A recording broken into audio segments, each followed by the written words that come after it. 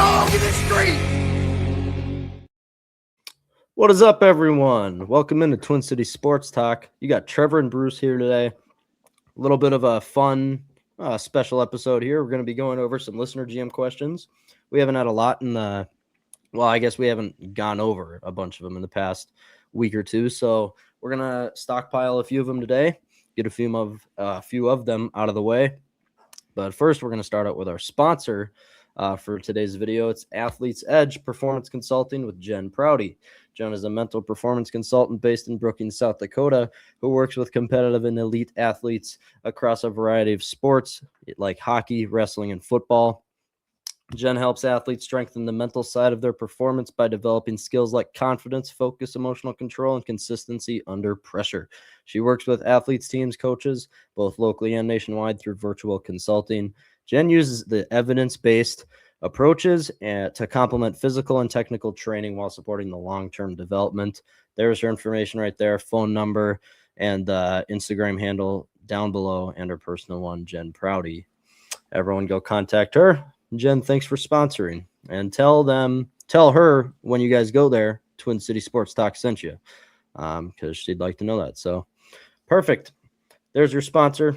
And now we're going to get to some listener GM questions. If people don't realize what listener GM is, anyone can comment a question or opinion about the show or about Minnesota sports or sports in general, and you'll get our opinion on it. We usually go through all our comment sections along YouTube, Instagram, TikTok, and Spotify for these comments. And people, you can DM them. Most of these were DMs that I got. So, yeah, everyone comment more questions. We'll get to a lot more of them. But first one, Trev, I'm actually going to pop a screen up here because it'll help a little bit with us.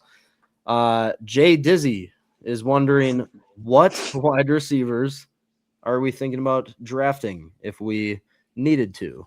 Obviously talking the Vikings here because there's no wide receivers in basketball or hockey. Yeah, either way, I'm going to pop this kind of, I guess, list right here of all the top receivers here, and I'm going to go through it pretty quickly. It's going to be a shorter episode today, but honestly, you're not going to be shopping for a wide receiver round one. I think we all kind of expect that, unless you went a route like maybe trade Jordan Addison, don't keep Naylor, and then you have to get someone early. But so Carnell Tate, Jordan Tyson, Lemon, Denzel Boston, they're all kind of out of the window. But right at KC, Concepcion, going to go late first, early second, I'm pretty sure, maybe. But like, if the top one for me, everyone can see my Volunteers little wood carving back here. But Chris Brazzell is a heck of an athlete. This last season, he caught 50% of all contested like throws where it's a defender right on you. It's going to be a tough catch. He caught 50% of them. He's one of the best big play threats, and he's just a great deep threat in general. Super tall, 6'5". He still runs a 4.540, which could be considered slow a little bit. But look at Carnell Tate's 4.6, and he's a smaller guy. Not smaller, but smaller than Brazzell. Either way, Brazzell, yeah, look at this. So average rank per position, 7th. So he's going to be going kind of early second round. And if you were in the spot to draft a receiver, he would be my top guy. Chris Bell, I wouldn't mind. I would maybe stick maybe a little bit away from Bernard, but I mean, I wouldn't be upset. It's just I think Bernard, in my opinion, lacks a little bit of a. I mean, every wide receiver you want to see like really good route running, then you can develop the hands or something like that. Bernard, I don't think has that like attribute that he is the best at. Jacoby Lane is a very, very interesting one. Taller guy. Still a little bit of speed, but I really like Malachi Fields. This is kind of being pushed into like the 3rd round now. So if we were going to draft a receiver, it would be probably later. And then if we go one back here, Zachariah Branch, one of the fastest players in this draft. He runs a 4.3540, but my guy that we drafted in our offseason blueprint yesterday or the day before was Skylar Bell. I really like Skylar Bell. He had Blinkenhoff kind of aspirations here. I think he was in 4th place for that. He had over 1,200 receiving yards. Skylar Bell from UConn, fast, really good route runner, really good hands. That would be my top guy. So I know Trevor doesn't have much say in this. He doesn't know as much about the wide I'll leave receiver it to the prospects as expert. me. Yeah, either way, Well, but I can't talk on the prospects, but yeah, no, I agree. I think the Vikings add a receiver, some but probably, it'll be like rounds 4 through 7 yeah. because And Addison. Skylar Bell would fall into that 4th round most likely. So yeah, But the thing with Addison is you're not. His trade value is at probably the lowest it's ever been, just pooped out. and you don't want to give away that talent for free while you also have him on the rookie scale contract where you're paying him minimal for 2 more years. So And he does seem you to be got AJ's kind of favorite target. They have that that. connection. So But even with that being said, obviously with injuries with the quarterback yeah, position this past year, Addison had a bad year for his yep, standards. So, assuming Jefferson Addison on the team, which is probably a Jefferson 99% chance, yep, and then Addison I'd put him probably not at 99, but at like 90%. So you have yeah, both of them. There's really no need to take a third receiver, yep, especially too when I think they'd value finding a running back early over a third receiver. yes, yeah. Skylar Bell would be my top one. Omar Cooper, if he falls to the 4th round, that would be my dream. But I don't think he's gonna fall 4th round. So there's that, people. And I will have, like, I did a running back scouting report about 2 weeks ago. I'll have more positions coming out. Wide receiver will be later because it's less likely for the Vikings. I'm gonna go the positions of need first, but either way, I'll have one of those videos out at some time. But that's a good question by Jay Dizzy. Next one is by Jose. He's asking, are you guys mad about the Wolves trade deadline? Obviously, the Wolves were in talks with the Bucks about Giannis. Kobe White was on the table. They kind of declined that. They could have had Kobe White if they wanted, but they get Io and Julian Phillips, which Io's already made a big difference on this team, the defensive side, and he's very Well, quick and everything. agile. Yeah. On the A offensive little bit side. of everything. Yeah. So I think Trevor and I can both agree. We're not upset about this at all. I mean, he adds a threat on the defense, and he can shoot the 3 ball just as good as anyone on the team. Right. So, And I think the question's more leaning towards Giannis. yeah. Would have been fun having Giannis and all that. Yeah. But I think realistically, if it's true, which obviously he wasn't traded, so there's probably a lot of truth to it, Milwaukee was asking for far more than the Wolves would have probably been anywhere comfortable to doing. So I bet you Milwaukee said no Giannis unless we get McDaniels or That's Armstrong. the And other then thing too with they the were very Rudy, hesitant. like, And then not yeah. even McDaniels, but the other pieces that would have been, Mhm. with McDaniels. Whatever it was, clearly there's a disconnect because, I mean, Yeah. Milwaukee, like the top 3 teams the last couple of days we were 1. And then if you count like the last 72 hours leading up to deadline, it was like Wolves 1, Heat, and the Warriors. And the Warriors and Yep. Heat fell off quickly. And so that last like 24, 36-hour window, it Yeah. was the Wolves only. And then it came out, what was it, half day prior? Whatever it was, where the Wolves were kind of out. And the fact that you can basically take what Nikhil did for the Wolves, that you lost from free agency because you don't have money to keep everyone, you essentially now just replace it with Dillingham, who's a lottery. There's still a good chance he will turn out, maybe not to the value of being an early pick, but Dillingham will He'll have a probably career. in Yeah. future years, like he's not going to bust out like an Anthony Bennett. And then Leonard Miller, I mean, he doesn't look like he really has much of an NBA career.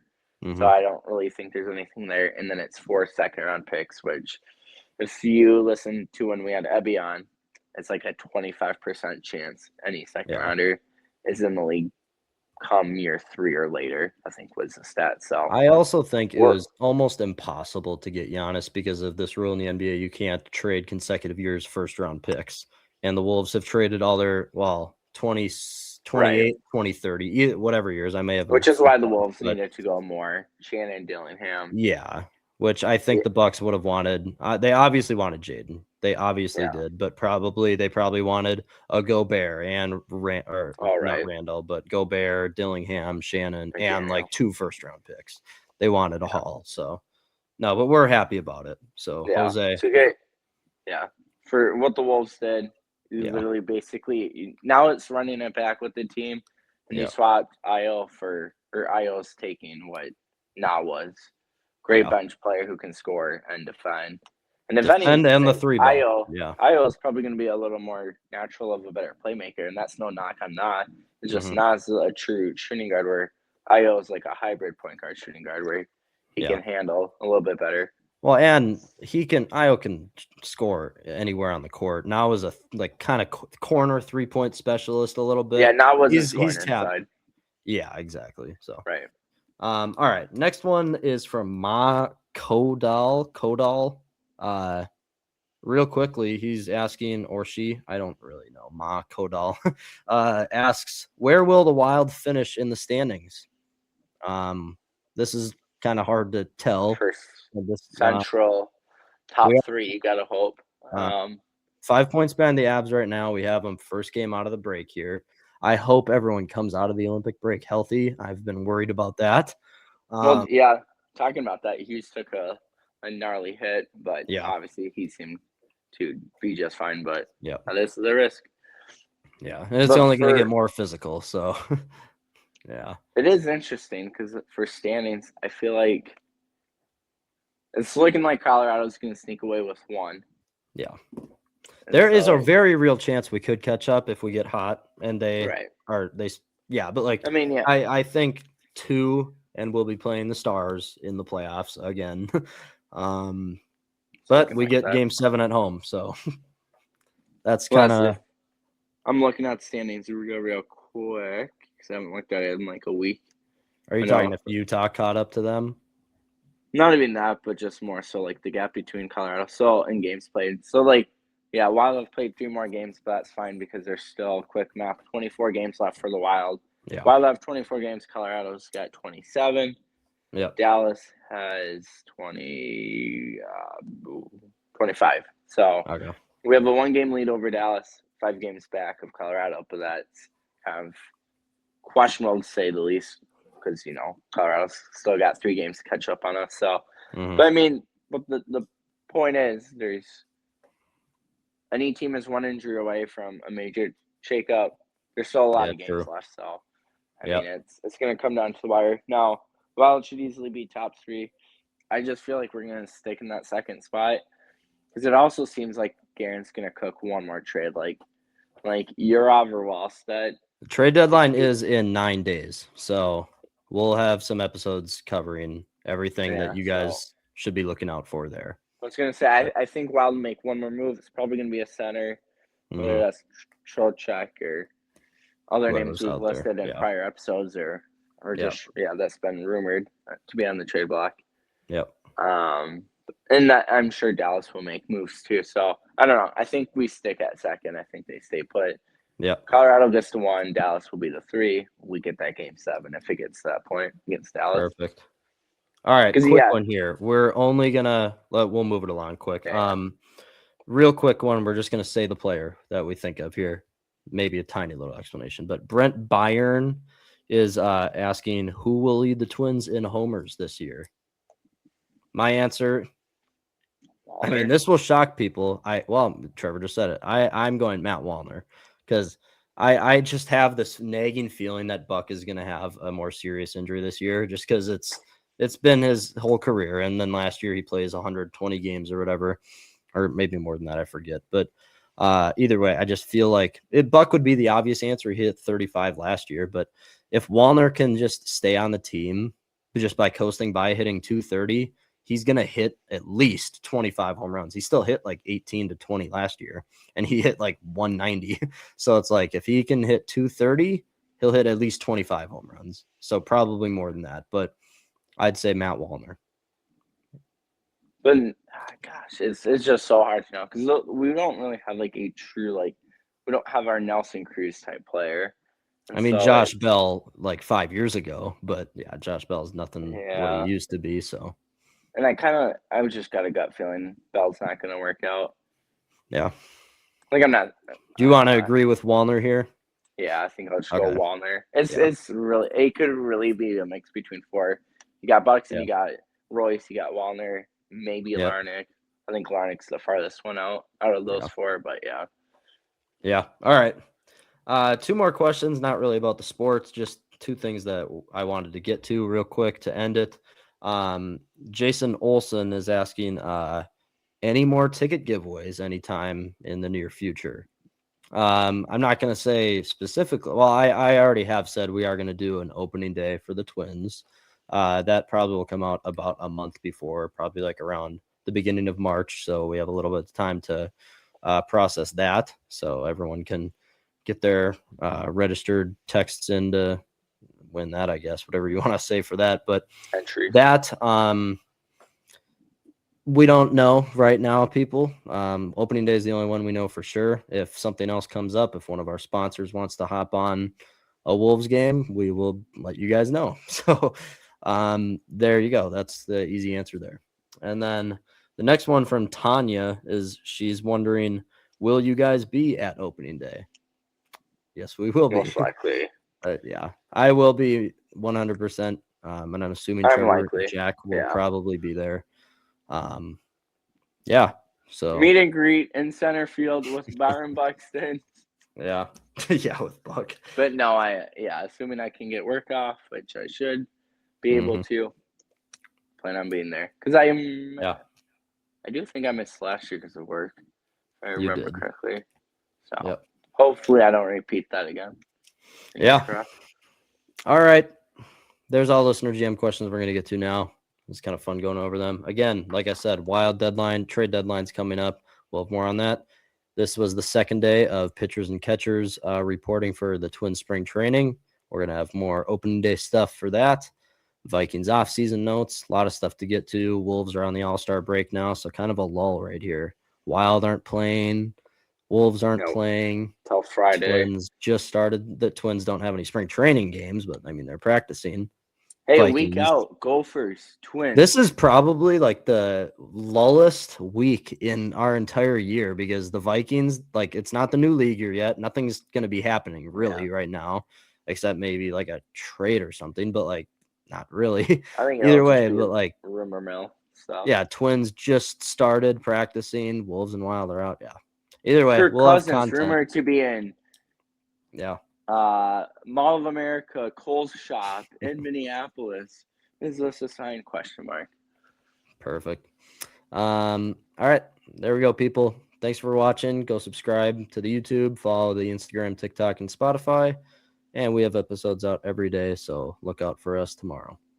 And we will see you in that episode tomorrow. See you guys.